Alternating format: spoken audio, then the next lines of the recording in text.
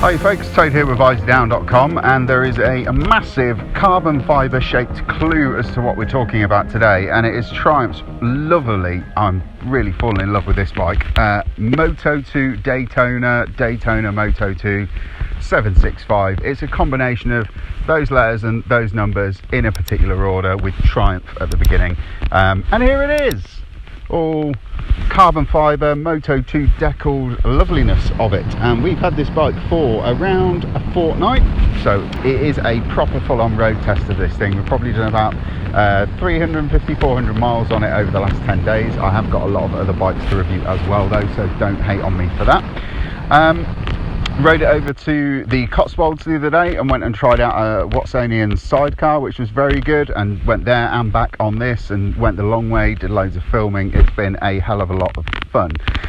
So what is the Daytona Moto2? Well, it is Triumph for telling us that this is the swan song edition of the iconic Daytona sports bike. They're keeping very tight-lipped on whether or not they're going to build any other sports bikes, and they are saying that if you want to own a Daytona, this is going to be the last Daytona that you will ever be able to buy. It's strictly limited. There are 765 editions of it because it's the 765 engine out of the Street Triple RS and also the Moto2 bikes. What's special about this engine though is it is not stock or standard. It's not just been lifted out of the Street Triple RS that we rode at Cartagena at the tail end of last year. It has been breathed over by the Moto2 engine development team. Now, we don't exactly know how much they've breathed on it, but tolerances have been reduced. It's got more power, it's got more torque, it's got more mid-range, it's got a better throttle response, and it spins up more freely. And it is a very lovely unit. So while we're talking about it, I'm going to go into it in a bit more detail.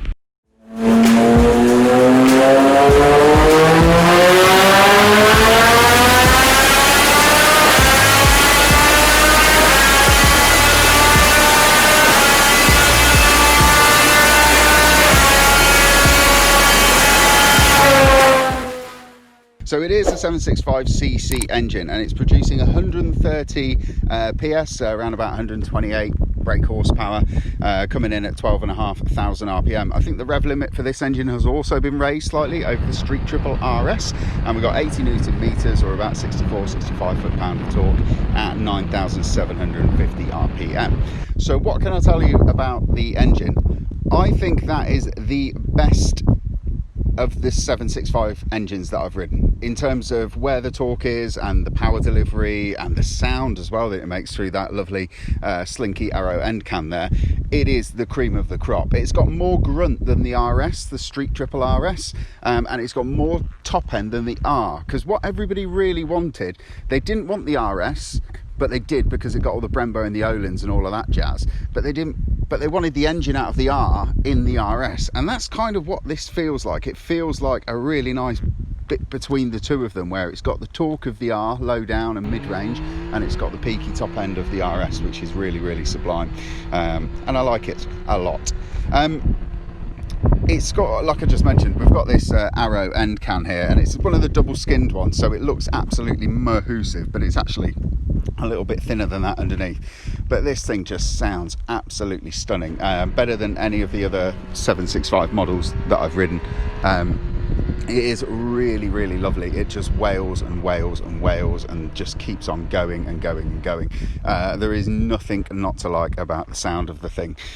So we've spoken a bit about the engine, just going to go through the chassis, suspension and brakes now. So as you'd imagine, with it being the Moto2 bike, or effectively the Moto2 bike, it has got the dog's bollocks worth of kit on it. So we've got Öhlins NIX, fully adjustable front forks, And we've got an Öhlins TTX rear shock absorber as well. We have got a set of really chunky Brembo monoblock calipers up front, and we have a single Brembo brake at the rear. All in all, the suspension is a very, it's plush, actually, I will say that. It's fully adjustable, so you can get absolutely whatever you want out of the suspension system. But on the base settings that the bike has been delivered to me on, it just feels a pleasure to ride on the road. Very nice indeed. And the brakes is Brembo brakes. You've got Brembo master cylinder and Brembo calipers. It's, you know, if you've got good eggs, good recipe and a good oven, you're going to get a good cake, and that's exactly what we've got here, really. Just going to talk about the handling of it, because this is the one thing that really shocked me about this bike was I didn't think it'd be so good on the road. You look at all the decals and the carbon fibre and all the you know, the unobtainium that's been used to create it, and you're thinking, oh, that's going to be a track weapon. I don't know if it'll be any good on the road. Totally wrong. It's mega on the road. It's one of the best little road bikes that I've ridden on the road. Like I just said, the suspension is so plush and so nice, and the chassis and the frame, it's all kind of forgiving. It doesn't feel like you're ever riding on the edge. It always feels like it's just got your back and it's just urging you on to go a little bit quicker. It's just a lovely thing to take down a road, and I think it's a real shame, actually, because a lot of the owners of this bike, they're going to buy them as an investment opportunity, and they're going to stick them in a hermetically sealed glass box in their living room and sit there and stare at it for the rest of its life. And that's a total waste, because this thing is brilliant on the road. It makes me really sad that this, you know, the 600cc, you know, the 600cc, 750cc sports bike market is basically on its arse in this country, and it really doesn't have to be that way, because when people can make products that are this good, I can't see why they wouldn't sell. It's just a real travesty. Sorry, rant over. Another thing that really surprised me, I'm going to talk about it now, is the comfort of the bike. Like the handling, you expect it to be hard-edged and really sharp to ride, but it's not. And also, it's not uncomfortable to ride at all. The seat is beautifully plush, the clip-ons are perfectly spaced, and the seat-to-peg distance is, if you wanted to design a motorcycle for a short ass like myself, you would say put them there, because I've had no grumbles and spent pretty long days in the saddle of this thing. So if you are going to buy one and ride it, well, actually, if you are going to buy one, tough luck, they've sold out, unless you're going to get one on the second-hand market. But if you are going to buy one and you are actually going to use it, this is a bike that isn't just comfortable when you're in the racing tuck and when you're chucking it into corners around Donington Park. It's really good for long distance on the road as well, I found. It's got an absolute massive fuel tank too. Just talking about that, 17.4 litres is the fuel tank on that one, so you've got quite big miles in there if you are taking it easy. Also, the seat height isn't too bad. It's 822 millimeters, which is perfect. The bike feels really slim underneath you and svelte and lovely, and it kind of melts around you as you sit on it. It's just a lovely place to be. And then you stare down into that cockpit, which is all carbon fibre, I might add. It's not just the outer fairings, the inner fairings, all the little infill panels in the cockpit there are all carbon fibre, and it just, every time you look at it, it just brings a little smirk to your face, because you feel like you're riding something really special. What do we like about the Triumph Moto2 Daytona 765 or 765 Daytona Moto2? I think that's how you say it. I love the looks. I love all that carbon fibre. I'm a total dick when it comes to carbon fibre on stuff, and I'm one of those people that just goes, oh yeah, that's nice, even though it's just basically posh plastic, but it's really good, and it is proper carbon fibre as well. Like, all of the seat unit is kind of like proper high grade, weapons grade carbon fibre almost. It's wicked, and everything that could be carbon fibre on it is carbon fibre, which I really like. I've said carbon fibre out 30 times now. I also love how good a road bike this is. It was a total blinder on the road, and a total shock to me on the road just how good it was on the road, and not stiff, not unforgiving, plush, comfortable, and just let you get on with the job of riding it as quick or as slow as you wanted to, and it will do either. And I also love the fact that it's super comfortable, and you can just ride the thing all day. What don't we like about it?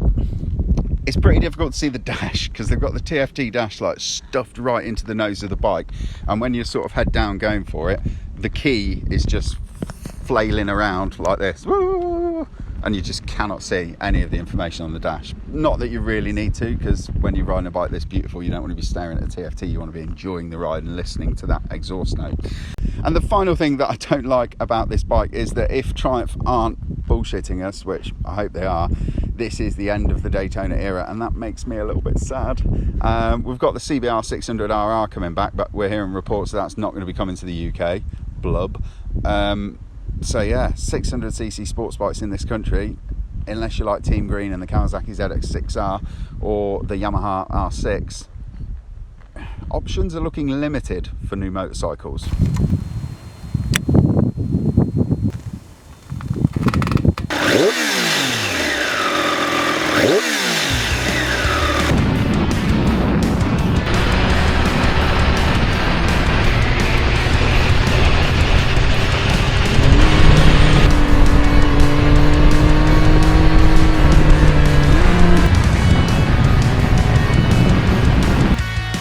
So there you have it. This is probably one of the best and also one of the most useless reviews that I've ever done, because if you wanted to go out and buy one of these new, you can't, because they've sold out. And if you are looking at getting one on the second-hand market, you're probably going to be paying more than the bloke who bought it or woman who bought it before you, because they are going to be much in demand. I just think, like I said earlier on in this review, I just think it's a crying shame that Supersport 600s can't be made and can't be bought and can't be made just that little bit more competitive, so that, you know, for a couple of £1,000 more you could be getting a 1000cc bike. Try and make that gap between 600s or 675s or 750s, try and make it a little bit bigger, just so that they seem better value, because they're just wonderful little bikes to ride. And on the road especially, this thing has just been an absolute eye-opener, and a pleasure to ride it. And it's also a little bit sad, because this will probably be the last chance that I get to ride it. This is going to get ferreted off now and auctioned off to one of the lucky dealerships up and down the country, who's going to take it on and sell it onto a punter. So, you know, if you get the registration plate that says FU or FCU on the back of it, yours was the one in all the mags, mate. If you like that video, folks, please don't forget to hit like, subscribe and the notification bell, so that you can stay up to date with all of Visordown's latest videos. For all the latest news, reviews and motorcycle features, please head over to Visordown.com. I've been Toad, this is Visordown.com, and thank you very much for watching.